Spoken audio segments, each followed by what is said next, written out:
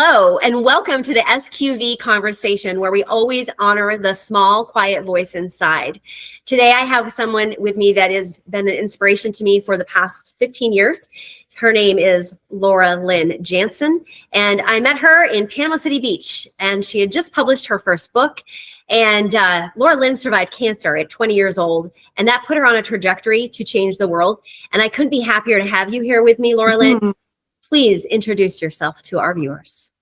I'm just LauraLynn. You can just think of me that way, or some of my friends call me LL Cool J. That's an inside story though. But today we're really here to interview Shannon. So we're kind of turning the tables today. She's already interviewed me once before. That's another, you can find that podcast. But today it's about finding out more about Shannon and her mission of what she's doing with her consulting business, SJM. And we're going to learn from Shannon about a few things today. We're going to learn about how leaders deal with imposter syndrome. We're going to learn about some significant symbolism that she uses as a daily catalyst that helps her as an entrepreneur and a business professional. And we're also going to discuss kind of the heavy but important conversation about that link between American burnout and suicide, which is very relevant and pertinent in our culture these days. So Shannon, if you're willing, can you just tell us a bit about what leads you to care about employee care and retention in businesses in the US and ultimately the world? Thank you, LauraLynn. That's a great question. It's a good starting point. So I started off like most people do, pretty humble roots, and was raised by coal miners and immigrants from the Great Dust Bowl in Kansas. And my mom and my dad served in the military. My mom's father also served in the military. They were all Air Force veterans. And so when it came time for me to decide what I wanted to do, there was some restrictions financially, but my mom and my dad both agreed that the Air Force would be a good fit. So I decided to do that, and I embraced it, and I was patriotic, and I was serving, and pretty quickly met someone and started having a pretty amazing career in the Air Force, developing systems in the logistics career field. And then got out of the military. All of this is in my book, by the way. Right. So these are the cliff notes. Arrived. Mm-hmm. Yeah, you have arrived. This is the cliff notes version, but I did have some struggle when I went to the civilian sector. And this is something that a lot of veterans experience. I've learned recently that when you are young and you're developing your frontal cortex in the modality of military, you take on very structured ethical framework that if you work outside of that framework, it's very hard to make sense of the world. So as many veterans do, I found myself really struggling with having to lie to my clients because my boss told me to. It was pretty fast that I learned that that's kind of how a lot of companies were. So I've just traversed. I had a really. So when you say lied, sorry to interrupt you, meaning that it was out of integrity for you, because that was not something that's not part of your value system, basically. Exactly. So it was a huge point, I think, for turning for you, is what I'm hearing. It was, and I really had to try to find other companies that would fit into my ethical framework of how I viewed the world. Yeah. And I did find some, but most of them at the end of the day, undervalued me as an employee, didn't pay me enough, didn't have the amenities and the total rewards package they probably should have. And did they really respect me as a human being? And that's tough, because that's obtuse when you're in your 20s and you're trying to make money. You just know something feels wrong, right? And so that's why a lot of young people just job hop, because they can't quite put their finger on it. They haven't done the research and the education about why it feels wrong. But that's something that we do now. I was a journalist. I love to research. That's how you and I met. That's in the other interview. We're going to talk about that later. Yeah. You're talking about values. It's like understanding. So as a life coach, this is something I do the first time I meet with anybody, is I help them define their values, because that really, what you're talking about is that they're not clear about what are their values as an individual.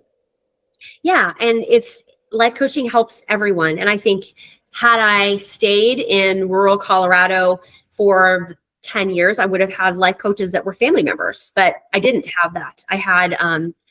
I I left, and I had to find people in my life along the way that could help me and feed me in ways that I needed to. And you were one of those people, and you continue to be one of those people. So thank you. You're welcome.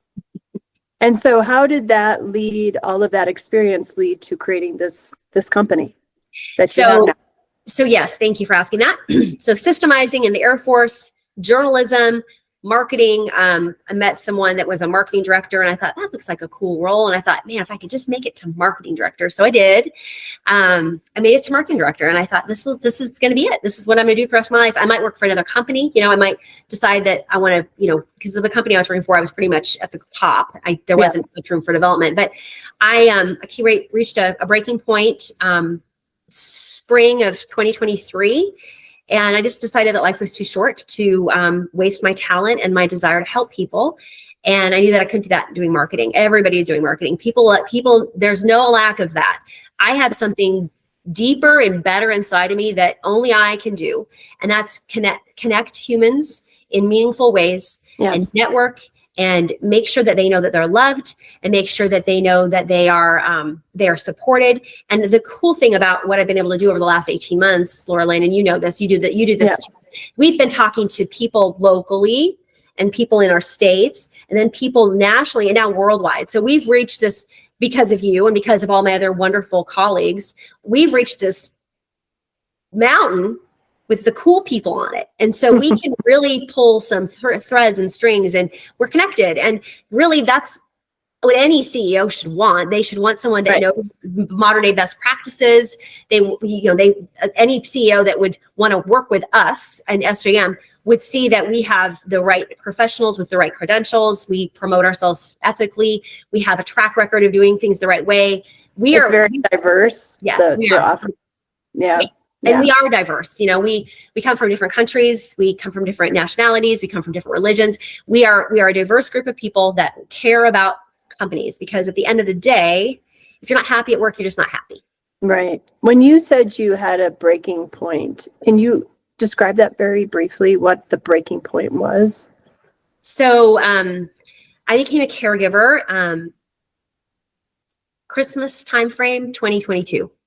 My husband got a diagnosis, and I was absolutely blown to bits by it, because I thought, this guy and I, we've been raising these kids together, and we've been working hard, and we haven't taken any vacations, and we've just really tried hard to do what's right for them. And then I thought, oh gosh, the kids are leaving, empty nest syndromes. We get to enjoy our life together.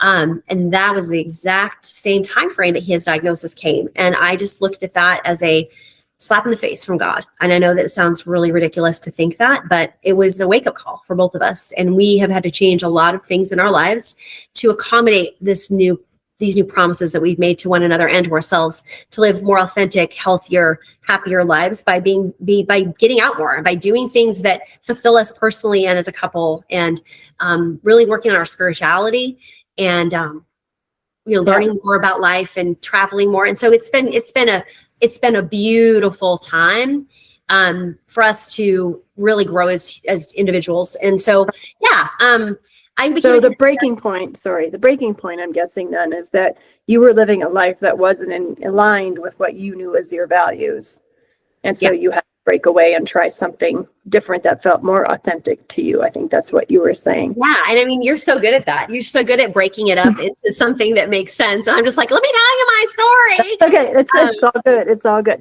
I have a PhD, not necessarily. I know. But it made you be succinct. That's why. You're the doctor of cool. So as you've been pursuing that mission now to align companies and help with employee retention and wellness and well-being and all that, how has imposter syndrome affected you on that mission? So imposter syndrome is something that a lot of people are talking about right now. And I think it deserves some conversation, because I've always been the type of person that tells my friends, just fake it till you make it. And it's really, it's just a modality to push a person through to say, I see how great you are. I see you doing what you're doing, but you don't understand it. So if you can't quite get there mentally, just fake it, because we already know you're doing it. We already know that you're amazing. And so this has been something that you've fed to me. And I've heard from some other friends recently. And I think all of us at one time or another, we think, oh, we have our stuff together. We know what we're doing. But deep down inside, can we really reach the next level? Is it really possible? And I just want to tell people that it is. It's possible. How do you make it possible for you? You write it down. You make a vision board, you manifest it, you start bringing people into the fold that can get you to where you need to go. You've got to get organized. Organization is the key to success. That is going to be on my tombstone, LauraLynn. Please make sure it is. So tell me one thing during the day that you do that helps you deal with that imposter syndrome. Like how have you dealt with it and overcome it? What are the things that you specifically have done? I realize that I am not perfect, okay? I realize that my associations and my connections really do give me confidence, because if I know that these people in this company, these 18 people, they are the best in their field and they want to partner with me, and I might not be so bad. So I really lean on my people. I really lean on their trust and their faith and them showing up for me. And it's beautiful, because, you can't, this is why people get depressed. I think they just think about themselves, and, we're flawed and we do bad things. People are mean to themselves. But if you can see yourself through the eyes of someone else, and you realize how special you are because of the interaction that they have. We talk about it all the time. It's called humanization. Right. And please talk about that. Well, that's what I studied with my PhD. And really what we're talking about is that process in which we see each other as human beings versus as a straight person or a white person or a transgender person or a person who's an immigrant. We see them as the human being that may have these labels on them from society, but really we see them for who they are as a person. And so what I hear you saying is that really in leadership, what I hear you saying is that you take a very collectivist approach. You don't put yourself as higher than anyone else in the organization. You really draw energy from the full team in a very collective way. And that's a very different approach. Our leadership in general in the US is very dualistic, where there's a hierarchy of people. And that's part of what we're trying to also help support with SJM, is to get that understanding of there's collectiveness, there's energy, there's knowledge throughout, and we honor and we acknowledge and we humanize people for that. So you also, I remember telling me you had showed me you have a tattoo, and that it was significant to you and your journey, and that you brought it back up again recently as part of your journey in building this consulting business. Can you tell us more about that?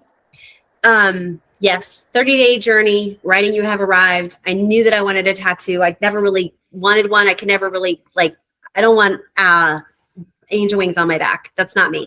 And I don't want something that I'm going to look at and have regrets about. That's kind of always what I thought. But I knew that I believed in this mission, and this mission to share empathy with the world. I knew that this was something I was never not going to associate myself with.